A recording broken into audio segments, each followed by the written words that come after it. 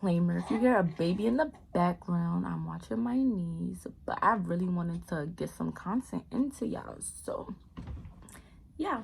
But bust down and pick that shit up. Bust down and pick that shit up. Bust it open and pick that shit up. Bust it open and pick. What's good, YouTube? Welcome back to my channel, and if you're new, welcome. Make sure you hit that subscribe button, like, comment, hit that post notification bell to get alerted every time your girl posts, because new content is coming and I'm about to run it up, period. So as you can see by the title, this video is gonna be basically how to survive college for people who dorm, commuters. We all got it the same. Only thing is commuters don't dorm, but we still have personal issues or whatever the case may be. But okay, so I'm just gonna get right into the video and start telling you what it is. So keep watching.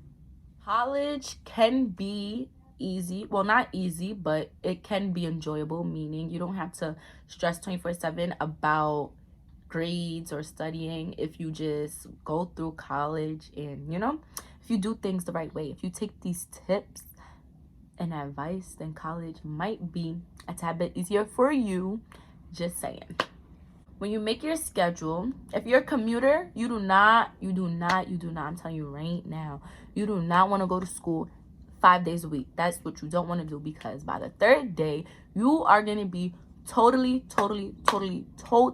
burnt out, and your body will be tired, because I'm just telling you right now, it's not going to be easy, especially if you don't have a car. And if you live in New York, you know the bus, the train, having to take all of that is really tiring. So I'm just gonna say this again: if you're a commuter, you do not want to take classes 5 days a week. Like, that's just crazy. And if you dorm, then it might be easier for you to take classes 5 days a week, being that you're on campus already, so the class is just like right here, right there. You know what I mean? So the next thing I'm gonna say about your schedule is, when you make it, you don't want to take all your classes on one day. Like, okay, you might want to spread out your classes. You don't want to take them every day, but do not take them all on one day. First of all, I don't even think that's possible to take 5 classes in one day, but you don't want to take more than 2 classes a day, because 3, you might be able to get through it, but it will cause a little more stress, to be completely honest with you. Because what happens is, if you take all your classes or the majority of your classes on one day, and the classes are once a week, or even if they're twice a week, chances are all of your assignments will forever be due on the same day. Generally, I'm going to say around the same time, because a lot of things are submitted through like Canvas or Blackboard. So like, they'll be due on the same day, probably at 11:59, which gives you less time to get things done, So you don't want to take all your classes on the same day, because that's just a no. And honestly, if you're a commuter, I suggest that you take your classes maybe like every other day. So if you do it 3 days a week or whatever the case may be, I don't know. That's just me. My best schedule, to be very honest with you, is when I went to school Monday, Tuesday, and Wednesday. I had Thursday and Friday off, which meant a 4-day weekend. That was my best schedule. But one thing I'm going to say is that if you choose to do that, I really do not suggest you taking morning classes unless you're a morning person. And if you're not an early bird, then let that worm go. Really, nigga? Okay, because you will find yourself struggling and causing more stress on yourself signing up for a class in the morning when you know that you just can't do it. Like, if you can't do it, it's okay. You can't do it, but just don't sign up for it, because that's where some stress comes in and you're just making it harder for yourself. Another thing I'm gonna say about the schedule when it comes to making it is, you don't want to take I don't know how to say this. You don't want to take all the like classes that you know are gonna be hard all in one semester. You want to spread them out. So for example, I heard AP is hard, I heard statistics is hard. So since those are 2 hard classes, you might want to separate them by semester, because it's like, you already know you're going to need a lot of time studying for AP. Imagine trying to study most of your time on 2 subjects. Bad enough it's hard on 1. So you don't want to take them all in one semester. You want to spread them out as much as they can. So you could take AP and statistics all in 1 year, but you might want to do 1 in the fall, 1 in the spring, so that it's not like crunch time all the time and you don't feel like you can't have fun because everything is, you have to study knowing the class is hard. That's just one thing I'm gonna say. But then you don't want to take all the bullshit classes at one time either, just to get the light stuff out the way, because now you're just used to it being light, and you're gonna get stuck to like the habits you have. And when the hard classes come on, you're gonna find yourself struggling. So it's really all about balance, to be completely honest with you. One more thing about the schedule is, or about your major in general, is if you are not sure what you want to study in college, you're not sure what you want to do, what degree you want to get, you're not sure about your major, you're still uncertain about it, I really recommend you to take general classes. So like it's normal, a lot of freshmen come into college not sure what they want to study, so their major is undecided, or they pick a major but it's not really what they want to do, and it's like the second year they choose to change their major, and now they're all backtracked because they took classes for the major that they thought they wanted to do. So what I really suggest for all incoming freshmen is to take general ed classes, unless, you know, I know like there's some majors, like unless you're really sure you want to be a nurse, because those classes just come right quick.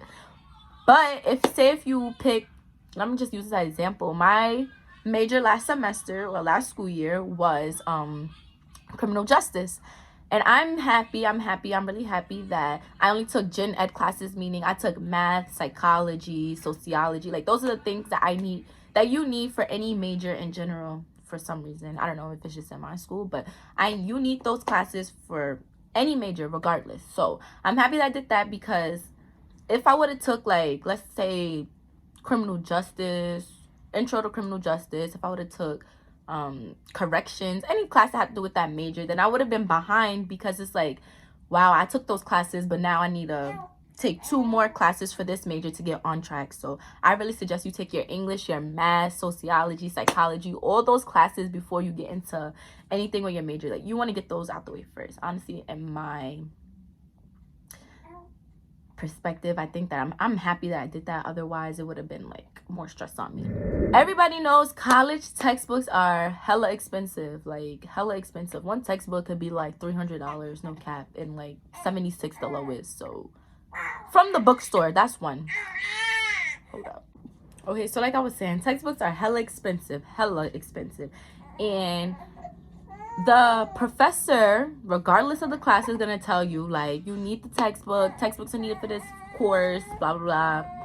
No, I honestly suggest that you wait till at least the 3rd class, and if you get to the 3rd class without the textbook and you still got that A, or you're still doing good, then you don't need the textbook, to be very honest. That's why you make a friend in the class, you get to know at least one person, and if there is ever a case where you need the textbook, you look over, hey, can I take a picture of this page, blah blah blah, and that's it. Like, you get to save money.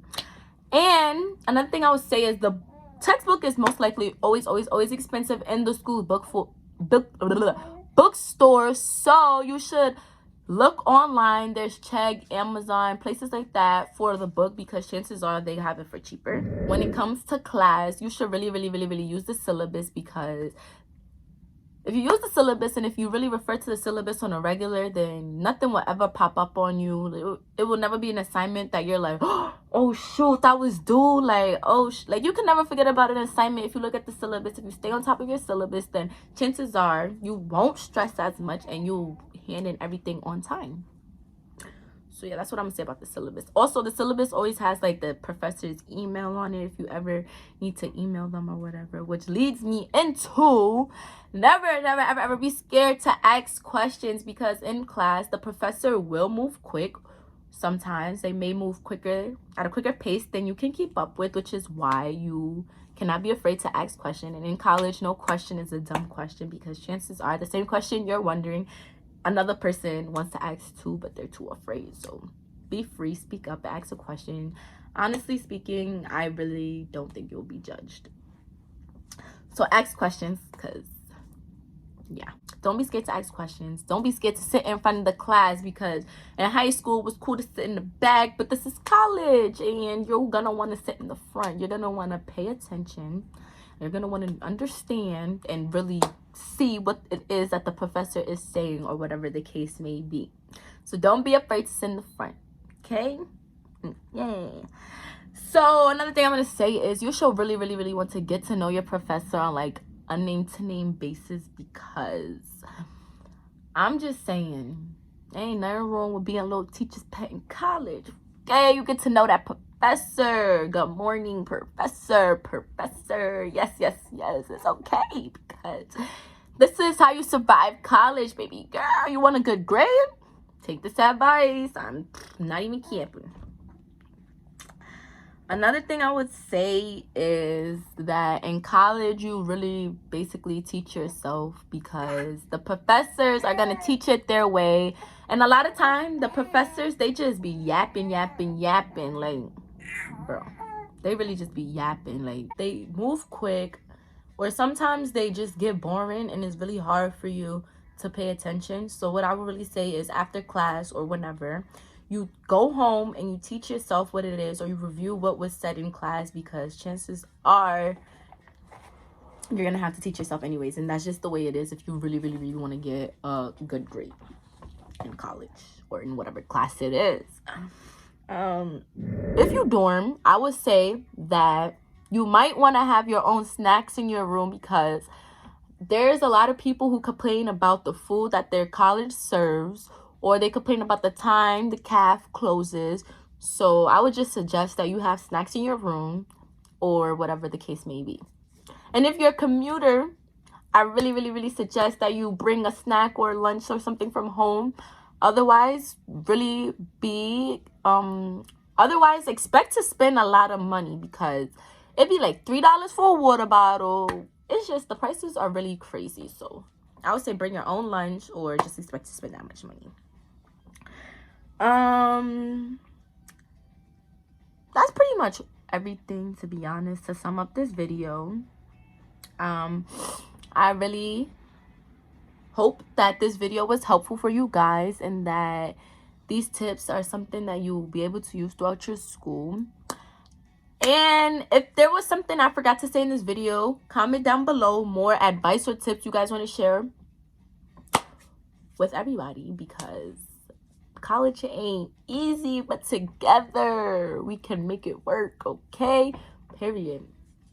Well, that's it for this video. Make sure you like, comment, subscribe, and share this video with your mom, your dad, your auntie, your uncle, your cousin, because I'm lit. And if you get into with me, then you'll be lit too. More content coming your way, okay? And that's on gang. All right, I'm out.